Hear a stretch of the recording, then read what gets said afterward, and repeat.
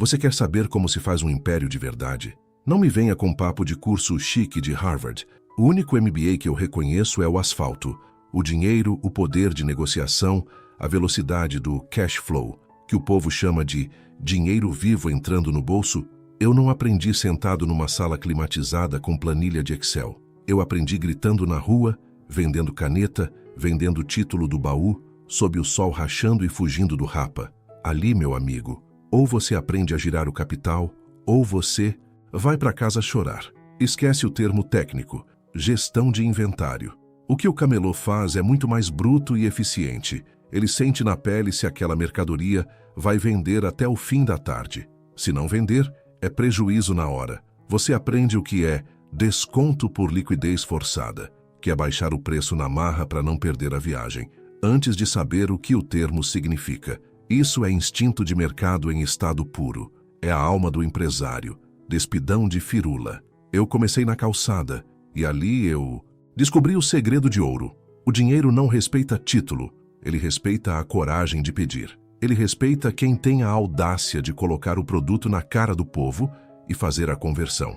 Ali, cada R$1 é suor, é margem garantida, é capital de giro que te permite comprar mais 10 canetas no dia seguinte. Se você não tem essa garra, essa vontade inquebrável de bater a meta de venda antes do almoço, você não vai conseguir administrar o balanço patrimonial de uma emissora de televisão. O império é construído bloco por bloco, e o primeiro bloco é o troco pingado que o cliente te dá. A rua te ensina o risco. Você aprende a ter uma carta na manga para quando o tempo fechar, que os engravatados chamam de hedge. Você sabe que não pode apostar todo o seu capital de venda num produto só. É diversificação na veia, entendendo que o cliente quer novidade e quer sentir que está ganhando no negócio. O sucesso é isso, é balanço patrimonial ajustado com a vontade de um camelô que não aceita ir para a casa de mãos vazias. É assim que a gente faz o roda-roda girar e o SBT faturar. E é isso que você vai aprender comigo agora, sem enrolação. Chega de papo. Vamos botar a mão no dinheiro. Olha, presta atenção no que o tio Silvio vai te falar agora, porque isso aqui não é conversa de quem passou a vida atrás de uma mesa de acionistas, não. É papo reto, direto da lona, do calçadão, onde o asfalto quente te ensina mais sobre economia do que qualquer Harvard. Eu comecei como camelô, e se você quer construir um império, você precisa entender que a rua é a sua primeira e melhor escola de negócios. Ali, meu amigo, o diploma é o troco que sobra no final do dia, e o professor é a necessidade. O instinto do camelô é a base de toda a fortuna que você vê por aí. Esquece aquela planilha cheia de fírula, porque na calçada a análise de risco é feita no olho. Se o guarda está vindo, se a chuva vai cair ou se o produto vai mofar antes do meio-dia. O que o mercado financeiro chama de arbitragem, que é aquela jogada de comprar barato aqui para vender caro acolá, aproveitando a pressa do mundo. Para o camelô é simplesmente ter a visão de pegar o chinelo que está encalhado na fábrica e colocar na praia onde a areia está fervendo. É a velocidade de reação. Se você demora para entender a demanda, seu concorrente já levou o dinheiro. O sucesso não espera. Ele é uma corrida de 100 metros rasos todo santo dia. O jargão técnico, a gente traduz fácil. O que o banqueiro chama de fluxo de caixa, nós chamamos de oxigênio. É o dinheiro que tem que entrar todo dia líquido e certo para pagar o pão e o aluguel de amanhã. Sem isso, a empresa morre sufocada, não importa quão grande seja o seu nome fantasia. Você quer um exemplo de alavancagem disfarçada de produto popular? O baú da felicidade. Enquanto os economistas quebravam a cabeça com derivativos, eu estava capitalizando o futuro, vendendo carnês. O povo pagava antecipado com a promessa de um prêmio lá na frente. Esse dinheiro que entrava, o capital de giro, financiava todo o sistema, os sorteios e a máquina de vendas. É pegar o recurso de hoje para construir o valor de amanhã, usando a fé e o sonho do povo como garantia. Isso é engenharia financeira pura, feita com a simplicidade de quem sabe que o povo gosta de pagar a prestação para ter um objetivo. A identificação de oportunidades, que eles chamam de market gap, não é sobre inventar a roda. É sobre ver o óbvio que os outros ignoraram por arrogância. Quando a gente começou o SBT, a oportunidade não era tecnológica, era de acesso. Os grandes canais estavam preocupados demais em falar para a elite, e eu vi que a gente tinha que falar para a tia, para o vizinho, para a gente simples que também tem o direito de sonhar e ser feliz na frente da televisão. O camelô sabe onde a multidão se forma e o que a multidão precisa naquele momento. A oportunidade está na escassez percebida e na urgência. Você tem que ter o faro. Qual é a dor que a sua clientela sente agora? E qual é a solução que só você tem a coragem de vender na esquina mais movimentada?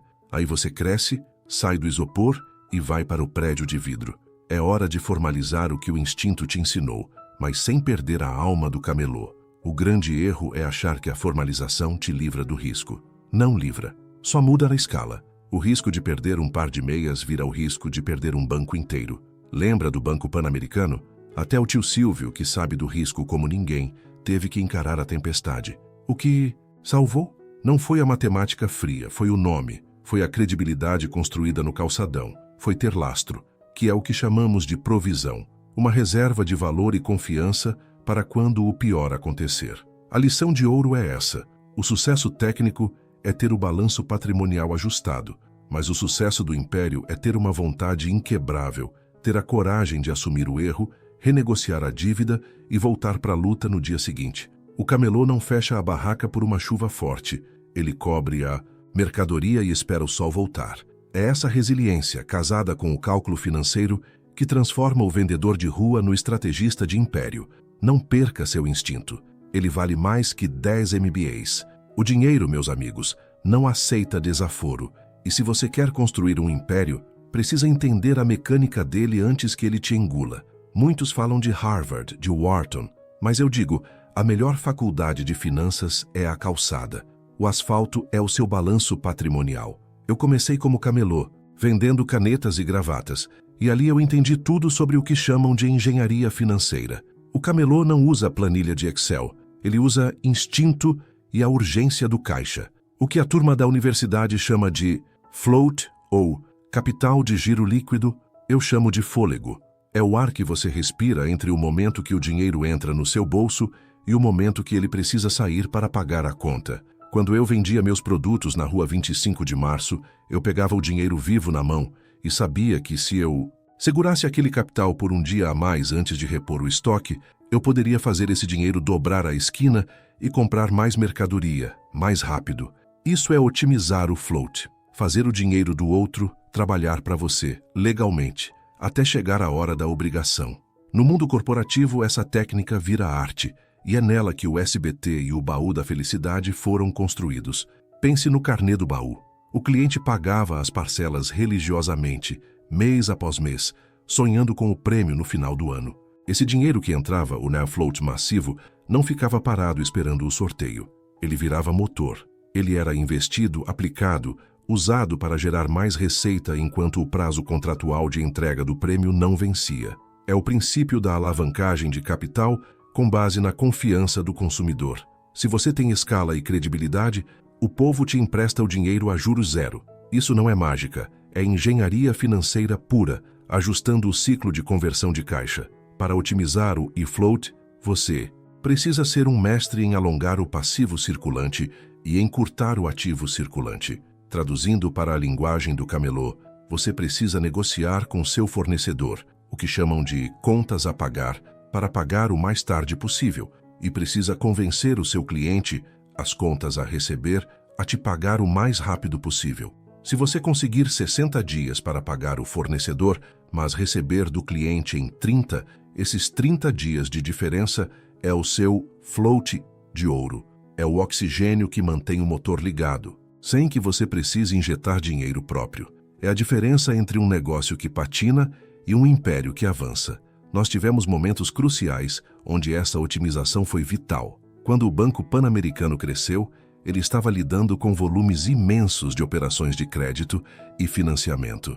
O grande jogo ali era entender o risco do crédito, a chance do dinheiro não voltar e o tempo que levávamos para repassar o custo da captação. O float na escala de um banco é a habilidade de mover o dinheiro entre as contas com uma velocidade que a concorrência não acompanha.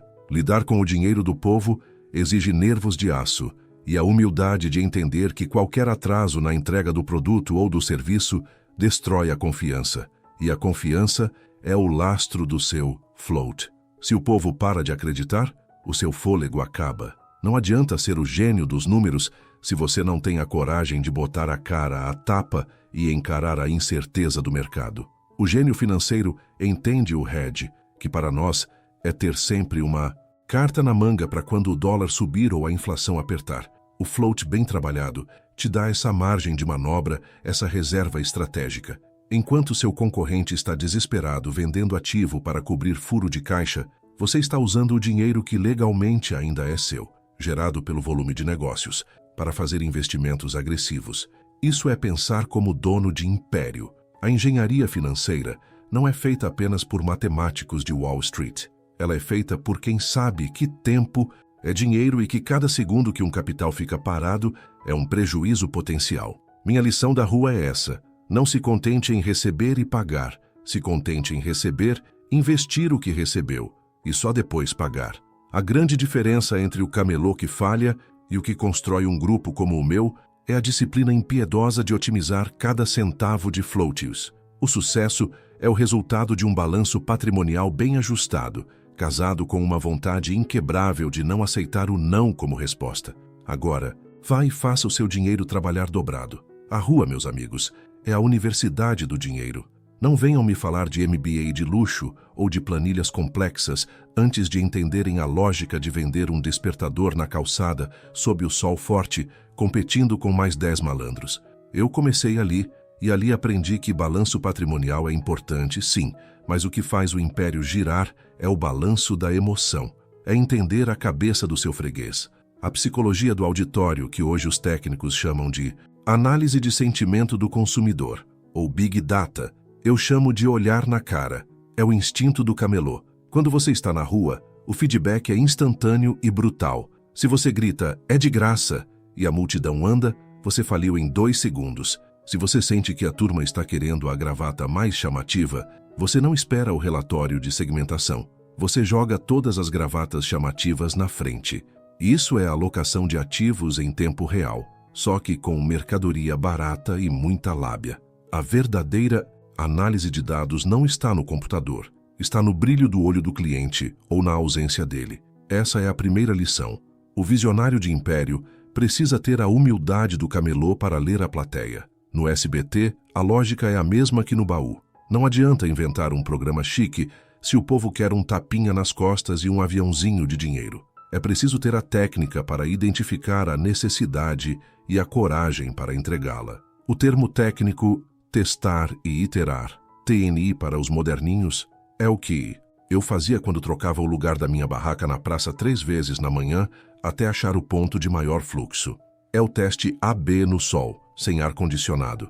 É a ciência da sobrevivência. Agora vamos falar de fidelização, o tal do Customer Relationship Management, o CRM. O camelo não tem software sofisticado, mas ele tem a confiança.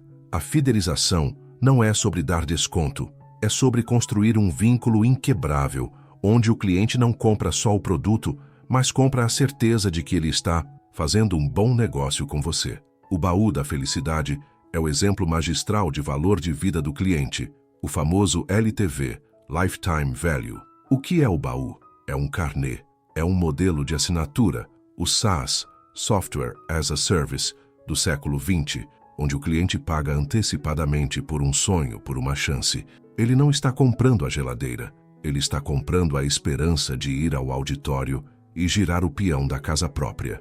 Eu precisava garantir que aquele cliente pagasse o carnê por 10, 20 anos. Técnica aqui é simples e implacável: manter a promessa viva. No mercado financeiro, a gente chama isso de brand equity, o valor intangível da marca, mas para o povão é o nome limpo na praça.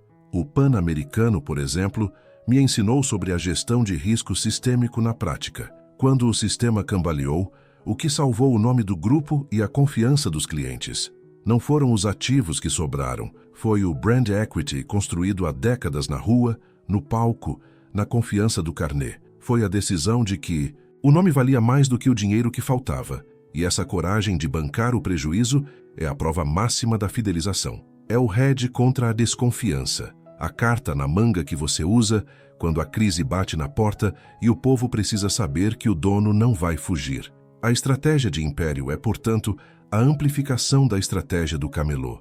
Você precisa primeiro saber o que o povo quer, psicologia do auditório. Você precisa vender a promessa e não só o produto, fidelização do carnê. E você precisa ter coragem para assumir o risco, porque o dinheiro de verdade nunca está no lugar seguro. A lição final da rua é que você só ganha grande quando entende o valor de um real honesto. Mantenha o instinto vivo, ouça o que a rua está gritando e coloque a sua vontade inquebrável para girar o peão da fortuna. Isso, meus amigos, é muito mais valioso que qualquer relatório de consultoria que custa o olho da cara. É a essência do negócio, é a alma do império, o cheiro de suor e a fumaça do calçadão, meu. Amigo, essa é a verdadeira escola de finanças. Eu comecei como camelô, e ali na rua eu aprendi que o risco não é uma planilha complexa cheia de desvios padrão. É o risco real de você não vender o almoço. Quem começa vendendo canetas na praça sabe que o capital de giro é sagrado e que liquidez não é um termo chique de banco, é o dinheiro vivo no bolso que te salva de ser varrido da calçada. Essa mentalidade de sobreviver no fio da navalha, onde cada 10 centavos contam, foi a fundação para eu erguer um império que lida com milhões e concessões de televisão. A primeira lição do camelô sobre gestão de risco é sobre diversificação de estoque. Você nunca aposta tudo numa mercadoria só, porque se chover, se a fiscalização pegar ou se a moda mudar, você quebra. No mundo dos negócios gigantes, isso se traduz no que chamam de hedge. Mas para mim, hedge é ter uma carta na manga para quando o dólar subir ou quando o mercado apertar. É o baú da felicidade, que muita gente via como carnê, mas eu via como uma máquina de gerar capital de giro.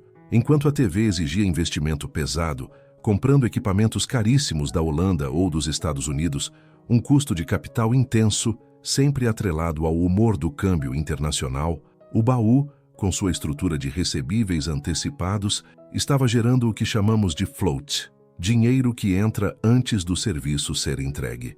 Isso não é só bom negócio, isso é a nossa pólice de seguro contra a volatilidade do dólar. É o camelô garantindo a mercadoria do mês seguinte. Agora, a concessão de TV é um bicho totalmente diferente do que vender caneta. Na rua, o risco é operacional e financeiro. Na televisão, o maior risco é o risco regulatório e político. Você não está apenas operando um negócio. Você está operando um ativo que pertence por direito ao governo. A licença é temporária e renovável. Isso exige não só balanço patrimonial saudável, mas um balanço moral inquebrável. É a prova de que você tem que manter a alma limpa enquanto negocia com o poder. A concessão te obriga a ter o que os economistas chamam de compliance, mas que nós, que viemos da rua, chamamos de ter palavra e andar na linha. Você precisa entender que o público é seu cliente, mas o governo é seu sócio majoritário invisível. Quando o SBT foi ao ar, o investimento em tecnologia era monstruoso. Isso é alavancagem pura.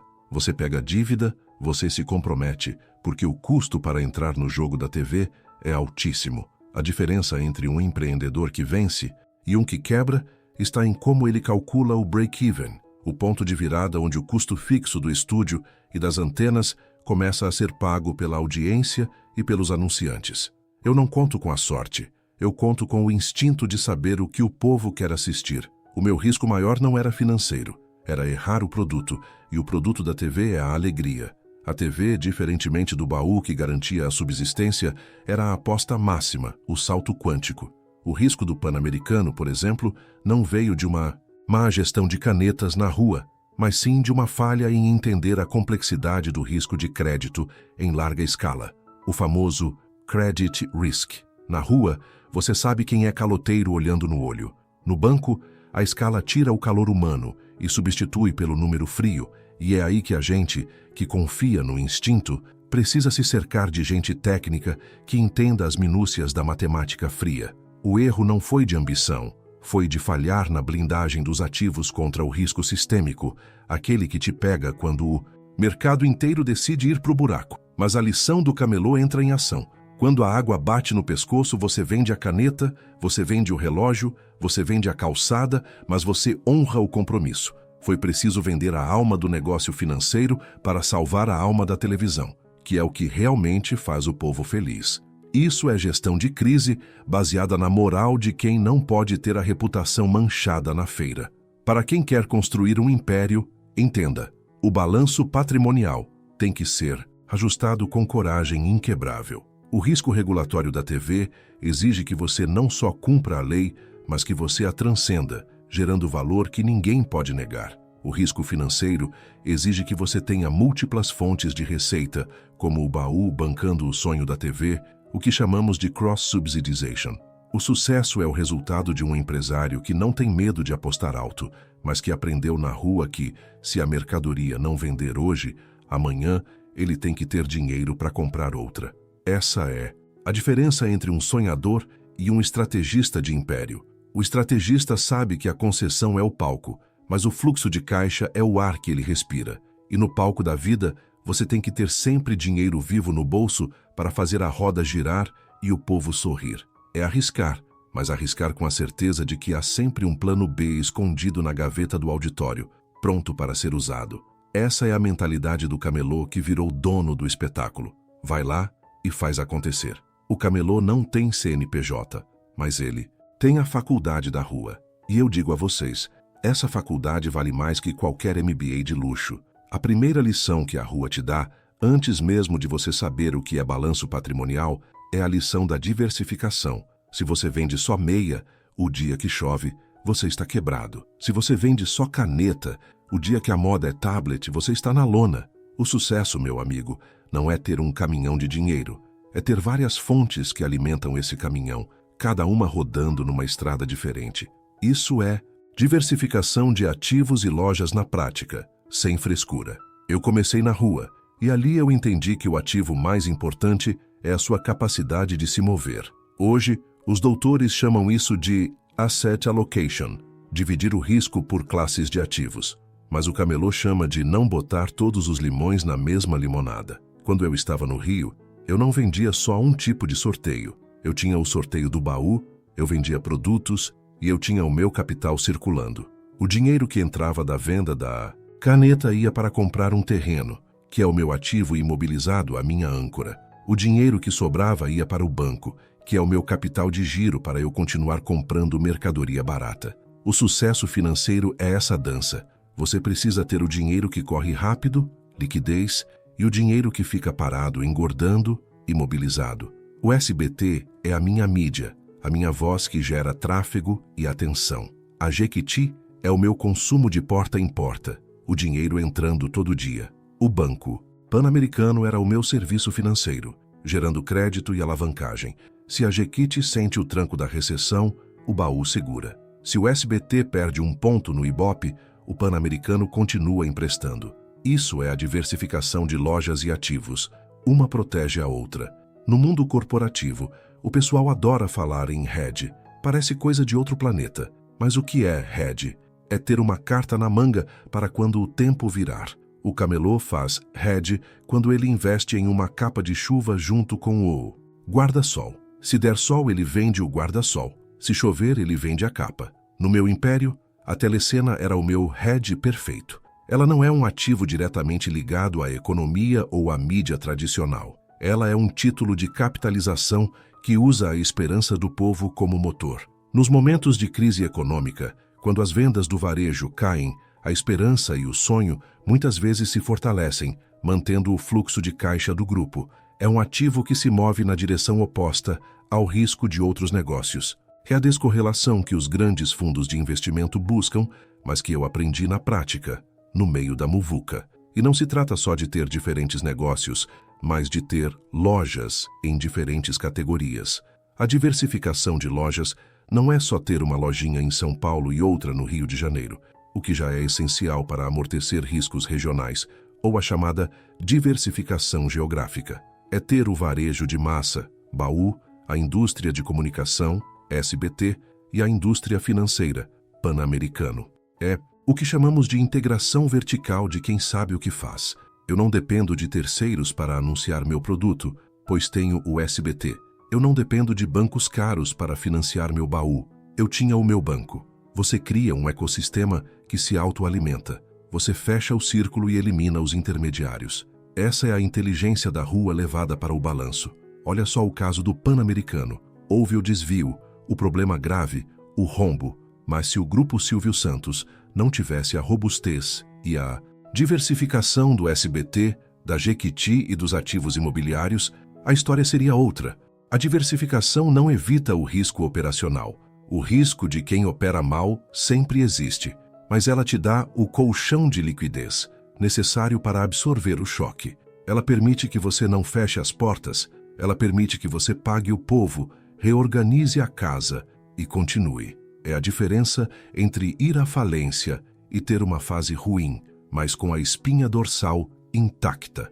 O ativo que sobrevive não é o mais rentável naquele momento, mas o que consegue proteger o caixa da holding quando o vento vira de repente. A diversificação, no fim das contas, é a coragem de não ser teimoso, é a humildade de aceitar que você não controla o mercado, o Ibope ou o humor do consumidor. Então, em vez de apostar todas as fichas numa só mesa, você espalha. Você está sempre testando novos produtos, novas praças, novos modelos de negócio. Você nunca para de girar. A maior inimiga do império é a complacência. Você não constrói um império com medo. Você constrói com a vontade inquebrável de ter sempre mais uma porta aberta, mais um carnê vendido, mais uma novela no ar. A diversificação não é uma estratégia de fuga, é uma estratégia de ataque constante. Vencer é isso, ter a técnica dos livros e o instinto de quem sabe que o sol não brilha para sempre no mesmo lugar. Mão na massa e o olho no horizonte, porque o povo está esperando a próxima grande ideia. Vai.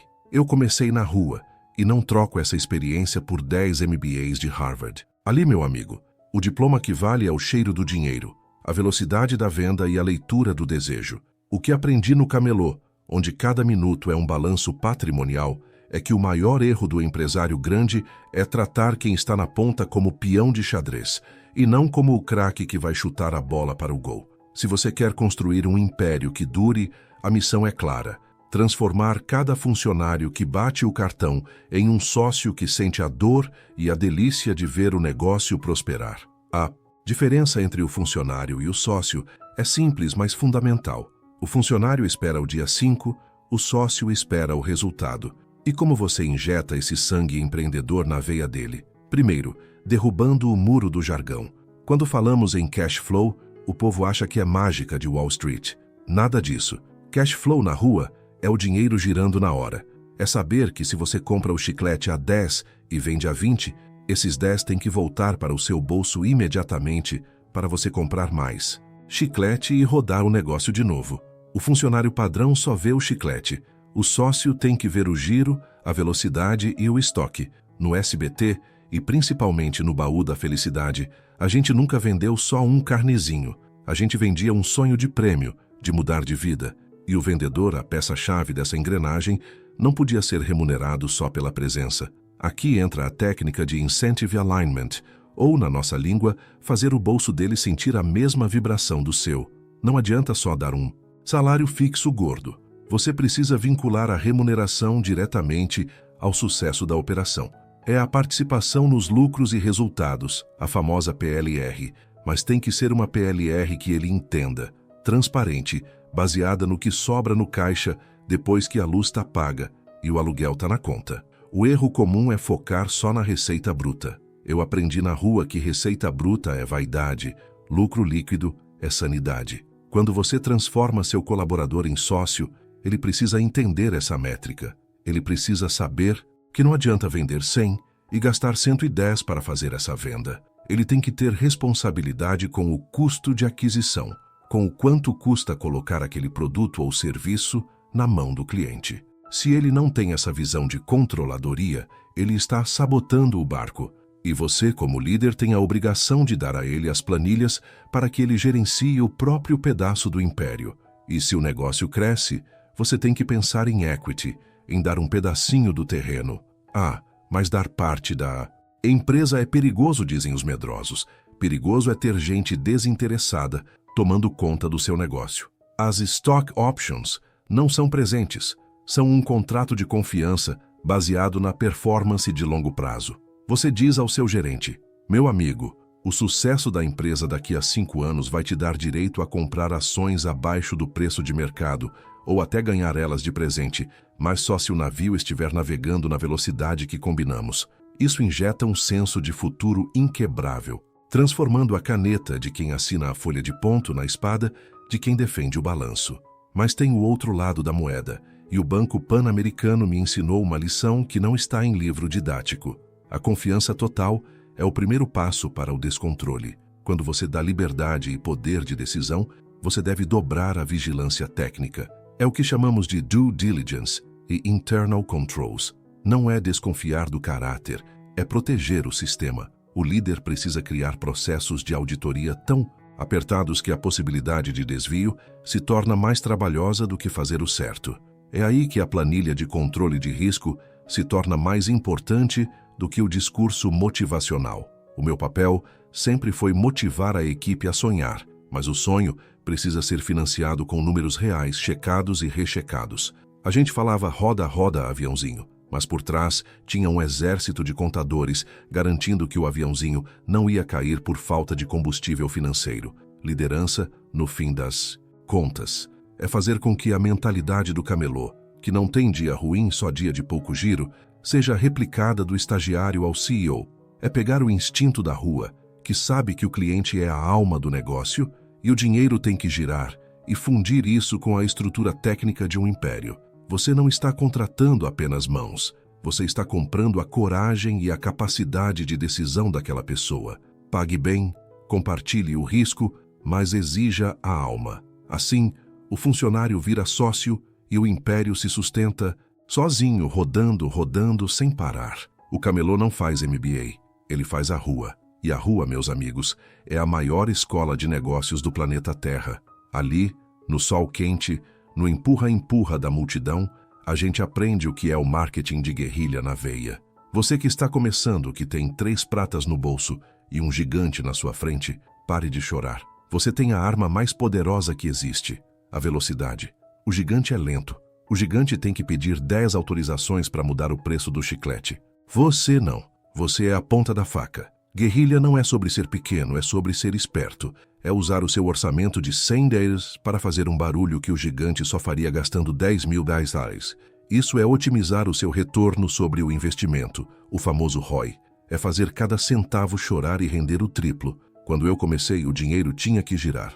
O que o economista chique chama de liquidez imediata e giro de estoque, eu chamava de vender hoje para comer amanhã. Se a mercadoria não sai rápido, o dinheiro fica preso e você morre de inanição financeira. O gigante tem o luxo de ter gordura, reservas para 3 meses de prejuízo. Você só tem músculo e ele precisa estar funcionando 24 horas por dia. Nossa primeira lição de guerrilha é esta: se não está gerando caixa, não vale o esforço. O SBT, no início, era exatamente isso. Tínhamos que gerar dinheiro rápido, com programas de baixo custo operacional, o nosso OPEX. O show de calouros era a nossa estratégia de camelô aplicada à televisão. Palco simples, custo baixo, mas o calor humano, a emoção do popular, isso era um ativo imbatível. O grande erro do executivo de terno é achar que a publicidade é só colocar um outdoor caro na marginal. Isso é Capital Expenditure, o CAPEX, que o gigante adora. A guerrilha não. A guerrilha é instinto. É saber que a dona de casa não quer ouvir jargão. Ela quer sentir que você está falando com ela, que o seu produto vai resolver o problema dela amanhã, não no próximo trimestre fiscal. O baú da felicidade foi a maior tática de guerrilha financeira que o Brasil já viu. Enquanto os bancos tradicionais só davam crédito para quem já tinha, o baú vendia a promessa da felicidade parcelada. Isso não era só um produto, era um sistema de fidelização e de capitalização antecipada. Era a garantia de que a base de clientes estava ali, fiel e pagando todo mês, independentemente da audiência da TV. Era o meu hedge, a minha carta na manga, para quando o mercado desse para trás. Lembre-se, quando você ataca um gigante, você não pode tentar vencê-lo no campo de batalha que ele domina. Nunca tente construir um estúdio de 500 milhões. se o seu concorrente já tem um de 5 bilhões DAIs. Isso é suicídio empresarial. Você tem que inventar um novo jogo, um novo ringue. A gincana dominical na época era a guerrilha pura contra a programação enlatada dos grandes. Era popular, era bagunçado, mas era autêntico e barato. O povo via o vizinho dele na televisão, e isso gera uma conexão que o dinheiro da publicidade não compra. E a história do Banco Pan-Americano, antes de todos os problemas contábeis, mostra a visão da guerrilha levada ao sistema financeiro. O banco grande olha para o score de crédito, para o currículo do cliente. O Pan-Americano olhava para o trabalhador que precisava de um voto de confiança, aquele que a prateleira do concorrente ignorava. Isso é achar o nicho, a praça, desassistida. Você não compete com o grande na mesma rua. Você abre uma rua que ele não sabia que existia. Para sobreviver na rua, você precisa de coragem líquida. Você tem que saber calcular o risco, o famoso Risk Assessment. Mas, mais importante, você tem que ter a vontade inquebrável de avançar, mesmo quando o fornecedor diz não e a chuva cai forte. O balanço patrimonial é importante, mas a sua vontade é o ativo mais valioso de todos. Se você tem o instinto do camelô, se você sabe ler a cara do cliente e traduzir a necessidade dele em produto de giro rápido, você não está atrás. Você está apenas se preparando para virar o gigante de amanhã. O marketing de guerrilha é a alma do negócio pequeno com mentalidade de império. Agora, pare de me ouvir e vá vender. A rua está esperando. Pode parar de procurar em livro de administração, porque a verdade do negócio não está na universidade, está na calçada. Eu digo e repito, eu comecei como camelô, e foi ali, no meio do cheiro de pastel e da gritaria, que eu aprendi tudo sobre dinheiro, e principalmente sobre a palavra. Quem pensa que sucesso é só balanço patrimonial limpo, está contando só metade da história. O sucesso é balanço limpo somado à coragem suja de poeira da rua e, acima de tudo, uma vontade inquebrável de pagar o que deve. Resiliência, meu amigo, não é um termo chique de RH. Resiliência é o instinto do camelô que toma chuva, perde a mercadoria na blitz e no dia seguinte está lá de novo, com o pano estendido e a voz rouca, porque ele tem a palavra com o fornecedor e a palavra com a clientela. O mercado chama isso de gestão de crise, mas nós chamamos de não deixar a peteca cair. Na rua, você aprende a gerenciar o capital de giro na prática brutal. Se o dinheiro não girar rápido, o que o economista chama de liquidez, você não paga o empréstimo do agiota, o que na rua é muito mais imediato e perigoso do que não fechar o trimestre no azul. A palavra no negócio é o ativo mais importante, é o que sustenta o baú, o SBT e até os momentos de aperto. Quando eu comecei com o baú da felicidade, eu não vendia perfume nem brinquedo, eu vendia uma promessa futura, um carnê. Isso é alavancagem, a arte de usar a força da promessa para levantar algo muito pesado. O cliente pagava 1 ano antecipado confiando na minha cara. Essa confiança, esse crédito intangível, é o que os engravatados chamam de brand equity, o valor da marca. Mas eu te digo que é só o valor da minha palavra, do meu aperto de mão. Acreditar no produto e acreditar em quem vende, isso é a base de qualquer império, da barraquinha à torre de televisão. O técnico precisa andar junto com o instinto. Na rua, não tem planilha de due diligence. Você tem que olhar no olho do fornecedor e sentir se ele vai te entregar o produto certo ou se vai sumir com o seu dinheiro. O mercado financeiro tenta colocar regras em algo que é puro instinto animal. O risco. O camelô é um gestor de risco nato.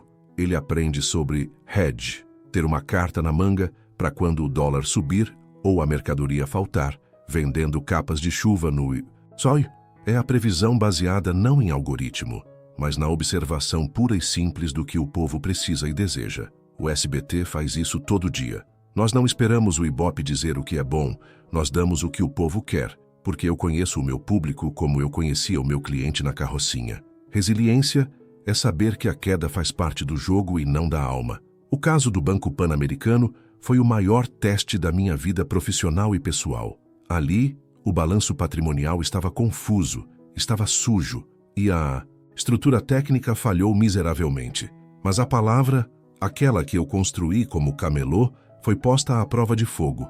Eu tive que pegar meu patrimônio pessoal e garantir a operação, porque a credibilidade vale mais do que qualquer número que você possa colocar em uma célula de Excel. Foi a prova de que o valor da marca não é o que você fatura, mas o que você está disposto a perder para manter seu nome limpo. Essa é a diferença entre um empresário e um aventureiro.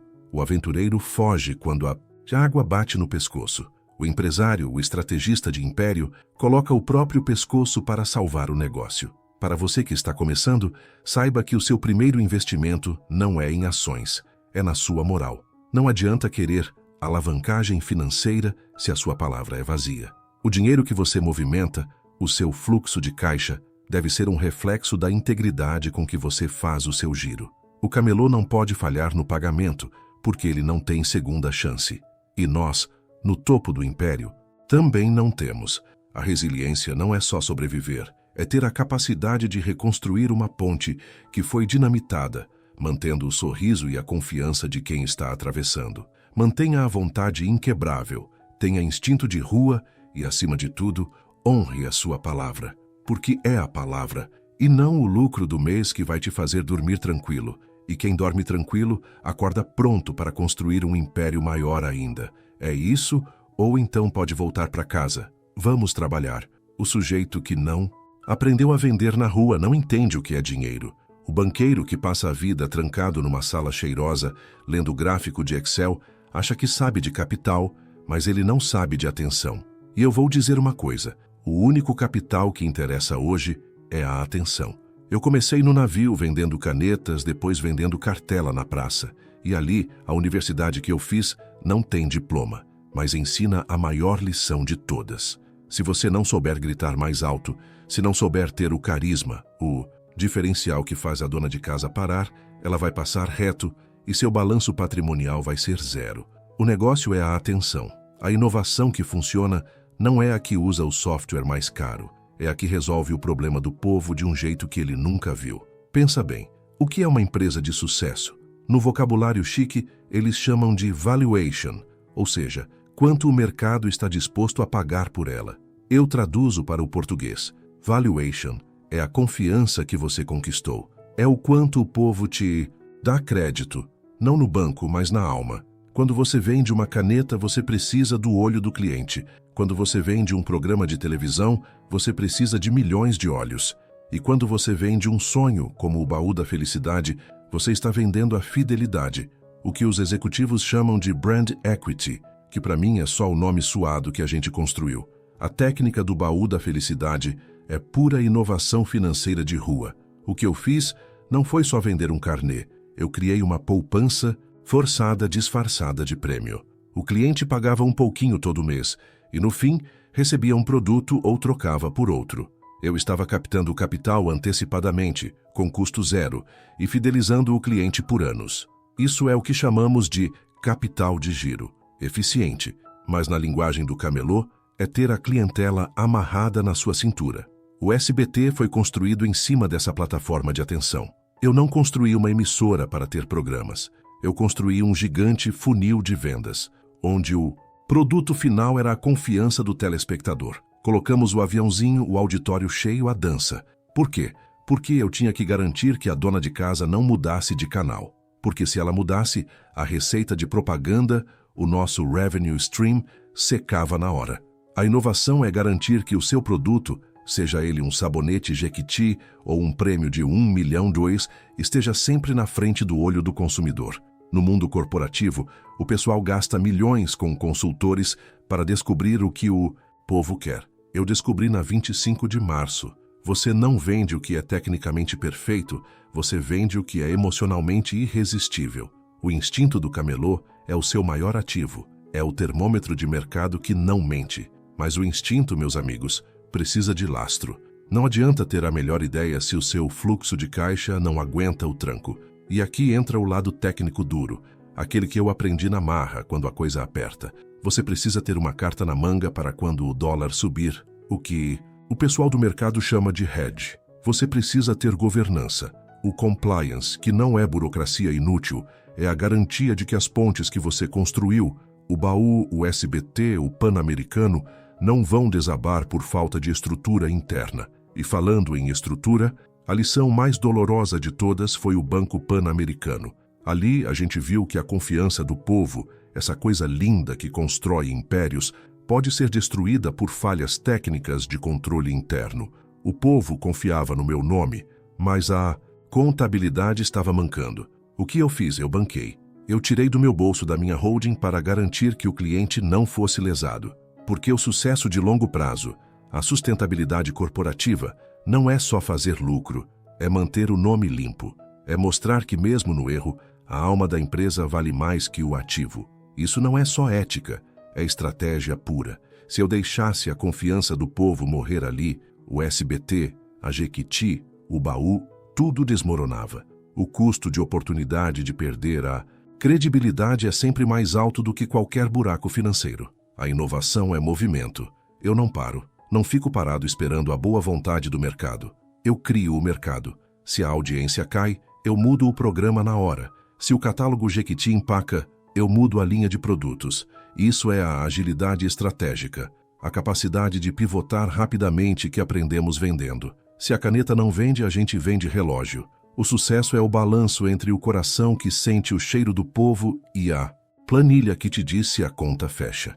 A inovação, no fim das contas, é apenas a coragem disciplinada de pegar uma ideia simples, vestir ela de sonho e garantir que cada centavo gasto em publicidade vire atenção real, porque sem atenção, você é só um camelô gritando no deserto. Acabou o tempo. E lembrem-se, quem não se arrisca, não voa. Vamos para cima. Atenção, minha gente. Hoje a gente vai falar do jogo final, que é a passagem do bastão. O Baú, o SBT, o banco, tudo isso nasce de um princípio que eu aprendi gritando na barca ali de Niterói. O dinheiro não aceita desaforo, e o povo sabe quem está falando a verdade.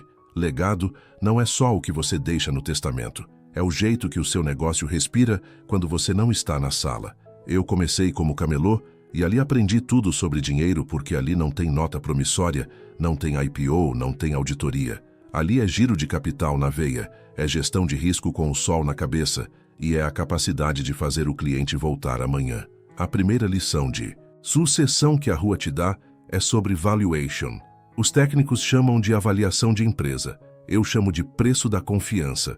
O que faz o baú da felicidade valer tanto, mesmo antes de ter ações na bolsa, é o goodwill, ou, na nossa língua, a promessa cumprida.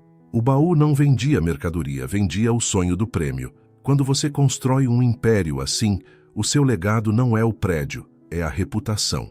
Se os seus herdeiros não entenderem que o dinheiro é o resultado e não o objetivo, eles destroem a marca em 6 meses. A sucessão começa ensinando o seu sucessor a não roubar a própria empresa e, principalmente, a não roubar a confiança do público. Vamos à parte técnica, que é a espinha dorsal, a governança corporativa. Isso parece papo de engravatado, mas é só organização da casa.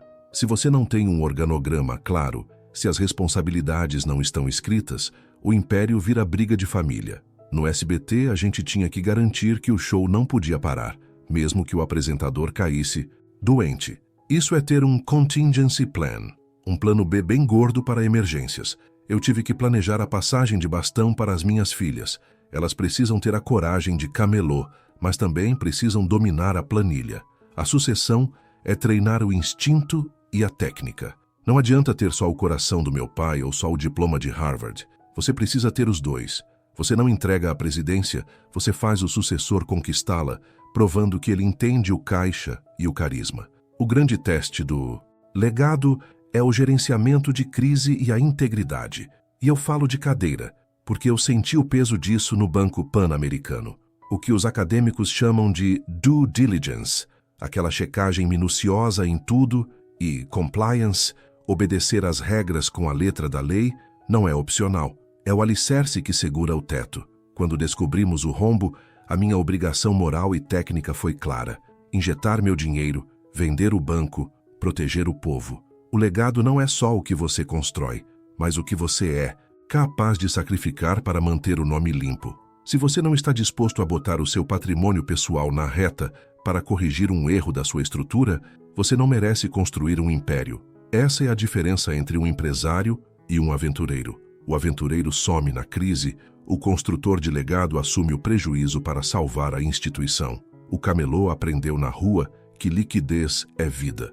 O que é liquidez? É ter dinheiro vivo para girar o estoque rápido.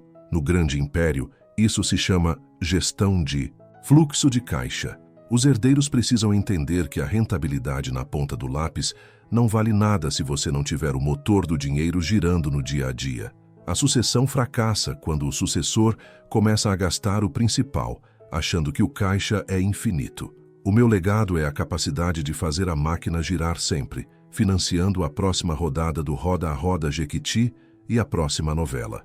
Para quem está construindo o seu império agora, começando com a sua banquinha, o segredo da sucessão é a documentação da cultura. O manual operacional não é só onde guardar os produtos, é como tratar o cliente. É o sorriso, é o muito obrigado e volte sempre. Você tem que codificar o seu DNA de camelô e transformar isso em procedimentos internos. O SBT tem o jeitinho SBT de ser, uma cultura vibrante, ágil, que não tem medo de improvisar. Isso é a cultura da rua elevada à potência máxima. A missão do estrategista de império é transferir esse instinto operacional, garantindo que a estrutura legal e financeira esteja ajustada, para que o seu show possa continuar por mais 100 anos. O sucesso é balanço patrimonial ajustado com vontade inquebrável, e o legado é a prova de que você ensinou a próxima geração a ter os dois. Roda a roda, meu filho. O tempo não para. O instinto do camelô, aquele faro aguçado para o troco rápido e a venda de impacto, foi só o alicerce. O que eu aprendi na rua foi a necessidade do dinheiro. Mas o que construiu o império foi a disciplina com o dinheiro. O problema de muitos visionários é que eles pensam em bilhões, mas administram como quem só tem troco no bolso. O jogo mudou. Agora você não precisa só de coragem. Você precisa de um balanço patrimonial que sustente essa ousadia. A ação de hoje é transformar o seu talento de vendedor em uma estrutura financeira que não te derrube no primeiro solavanco do mercado. O primeiro passo técnico que você aprendeu vendendo caneta na esquina se chama liquidez. O dinheiro que gira. Na rua, se você vende 10 e compra por 5, seu lucro é 5 e você reinveste na hora. Isso é capital de giro puro. Dentro da corporação ou do seu negócio que está crescendo, isso se chama controle de fluxo de caixa. Você sabe exatamente quanto entra e, mais importante, quanto demora para entrar. O baú da felicidade não era só uma aposta de sonhos, era uma máquina de antecipação de recebíveis. As prestações que entravam todo mês garantiam o oxigênio para a operação do SBT rodar, sem depender totalmente do Ibope ou do anunciante da vez. A lição de rua aqui é: garanta que o dinheiro vivo te encontre no começo do mês, não no fim. Você precisa ter a grana para comprar a mercadoria antes que o vizinho tenha. A coragem de arriscar é a alma do negócio, mas a técnica é o esqueleto. E o esqueleto precisa ser robusto para suportar o peso da ambição. A sua próxima ação técnica é a diversificação. Você não pode vender só um tipo de produto na rua, porque se chover ou se a moda mudar, você quebra. No mundo dos grandes números, isso é ter uma carta na manga, para quando o dólar subir ou a audiência cair. É o que chamamos de hedge. Se a gente confiasse só no auditório do Gugu, teríamos ido à falência nos anos 90. Por isso tínhamos a Jequiti, o Baú e o Banco Pan-Americano. O banco, com todo o risco que envolve o crédito, era um pilar de sustentação que operava em uma esfera diferente da televisão. Essa separação de riscos é a prova de que o instinto de camelô funcionou. Não coloque todos os seus ovos na mesma cesta, nem todos os seus investimentos no mesmo setor. O sucesso não é um show de auditório, é um ajuste contínuo de planilhas. Eu exijo que você olhe o seu balanço patrimonial hoje com a mesma atenção que você olharia um maço de notas na mão de um cliente que está prestes a fugir. Não adianta ter ânimo se o seu valuation é uma fantasia. A vontade inquebrável que te fez levantar da cama às 4 da manhã para pegar o melhor ponto precisa ser canalizada para a auditoria interna do seu negócio. O que a rua me ensinou é que o prejuízo tem que ser estancado rápido. Se o seu projeto não está entregando o retorno sobre investimento, ROI, esperado, você não tem que rezar, tem que cortar o mal pela raiz. O show de dinheiro só continua se houver responsabilidade fiscal e operacional. Sua alma viva e seu caixa têm que estar alinhados. A disciplina do bilhão é a mesma do troco. O sucesso é a soma da sua malandragem com a sua capacidade de delegar funções e fiscalizar os números com rigor germânico. Você já provou que tem o faro. Agora você tem a estrutura, eu te pergunto. A sua paixão de camelô está sendo transformada em patrimônio sólido ou você ainda está contando com a sorte para cobrir o buraco no seu fluxo de caixa de amanhã?